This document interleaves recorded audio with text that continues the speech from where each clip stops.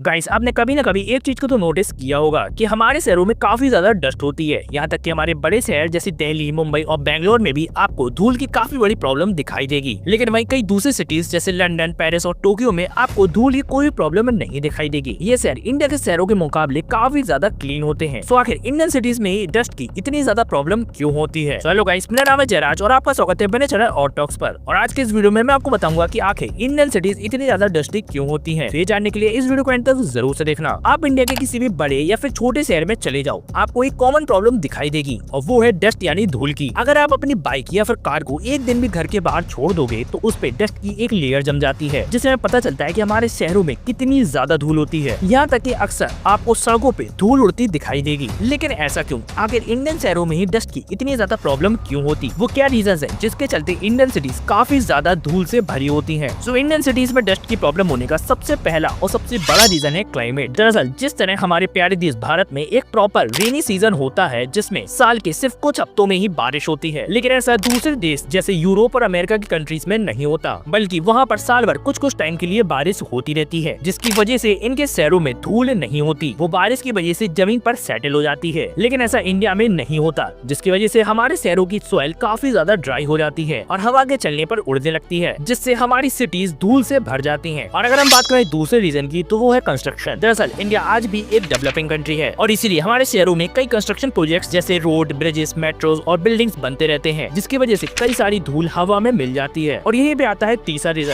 और वो है ओवर पॉपुलेशन और अर्बनाइजेशन। अब क्योंकि इंडिया एक ओवर पॉपुलेटेड कंट्री है, जिसके चलते इंडिया में रैपिड अर्बनाइजेशन हो रहा है, और क्योंकि इंडिया में कंस्ट्रक्शन करने के लिए कोई भी गाइडलाइंस मौजूद नहीं है, इसीलिए लोग बिना सोचे समझे कंस्ट्रक्शन करने लगते हैं, जिससे काफी ज्यादा धूल हवा में उड़ती है और हमारे शहर धूल से भर जाते हैं। और चौथा रीजन है लैक ऑफ ग्रीनरी। अभी मैंने आपको बताया कि इंडिया में ओवर पॉपुलेशन के चलते रैपिड अर्बनाइजेशन हो रहा है, जिसके लिए जंगलों को काटा जा रहा है, और क्योंकि पेड़ डस्ट को एब्जॉर्ब कर लेते हैं, जिससे धूल हवा में नहीं उड़ती। लेकिन क्योंकि हमारे शहरों में तेजी से डिफोरेस्टेशन हो रहा है और लैक ऑफ ग्रीनरी के चलते इंडियन सिटीज में डस्ट को कंट्रोल कर पाना बहुत ही ज्यादा मुश्किल होता है, जिसकी वजह से हमारे शहरों में अक्सर धूल मिट्टी उड़ती रहती है। और अगर हम बात करें पांचवें और आखिरी रीजन की, तो वो है अनपेव्ड रोड। दरअसल क्योंकि इंडिया एक डेवलपिंग कंट्री है, इसीलिए आज भी इंडिया के शहरों में या तो रोड्स है ही नहीं, या फिर जो रोड्स हैं भी वो काफी ज्यादा बेकार है और गड्ढों से भरी हुई हैं। और इसीलिए जब इन रोड्स पर गाड़ियां चलती हैं तो वे काफी ज्यादा धूल उड़ाती हैं, जिससे हमारी सिटीज धूल से भर जाती हैं। तो ये थे वो रीजन कि आखिर क्यों